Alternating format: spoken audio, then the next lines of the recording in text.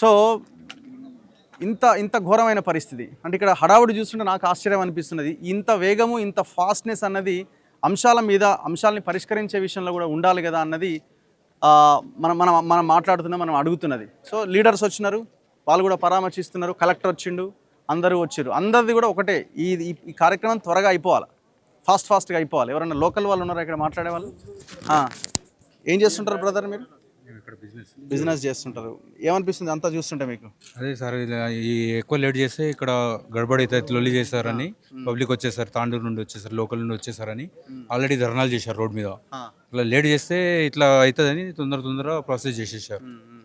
So ఈ road ఎప్పటి నుంచి మీకు పరిష్కారం కానీ సమస్య? 2018లో మార్కింగ్ అయింది సార్, 2018లో మార్కింగ్ అయినాయి.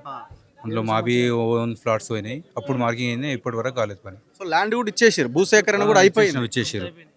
కాకపోతే ఏమంటారంటే నేషనల్ గ్రీన్ ట్రిబ్యునల్లో కేసు ఉంది అని అంటారు. ఇప్పుడు వికారాబాద్లో దాదాపు 2 లక్షల చెట్లు కొట్టేశారు. ఆడ ఏ నేషనల్ గ్రీన్ ట్రిబ్యునల్ ఇంకెవరు అడ్డం రాలే.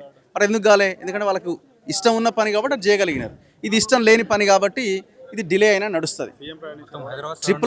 ట్రిపుల్ ఆర్ రోడ్ల విషయంలో గత ప్రభుత్వం ఈ ప్రభుత్వం చాలా దూకుడుగా బుల్డోజ్ చేసి మరీ భూములు లాక్కున్నది.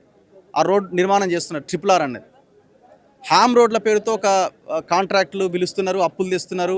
దాదాపు 4,000 కోట్ల అప్పులు తెచ్చి రోడ్లు వేయడానికి రెడీ అవుతున్నారు. మరి ఈ రోడ్డు ఏం పాపం చేసింది? వీళ్ళు అడుగుతున్న ప్రశ్న ఇది.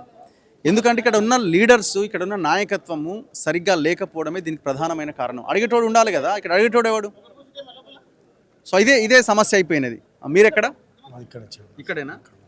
మీరేమనుకుంటున్నారు? ఈ ప్రమాదం జరిగిన తర్వాత రెగ్యులర్గా జరుగుతున్నాయి, ప్రాణాలు పోతున్నాయి. ఈ రోడ్డు పెట్టి ఆయన రేవంత్ రెడ్డి గవర్నమెంట్ ఏం చేస్తుంది, వేరే రోడ్డుకి వెళ్ళిపోతుంది. ఇప్పుడు ఇక్కడ చేసే రోడ్డు ఏక శాతం కాక కొత్త రోడ్డు తీస్తున్నాడు ఆయన.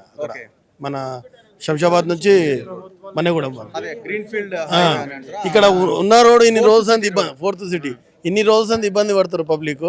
ఈ రోడ్డు చేసే శాతం కాక ఆ రోడ్ కొత్త రోడ్డు తీస్తుండ ఆయన.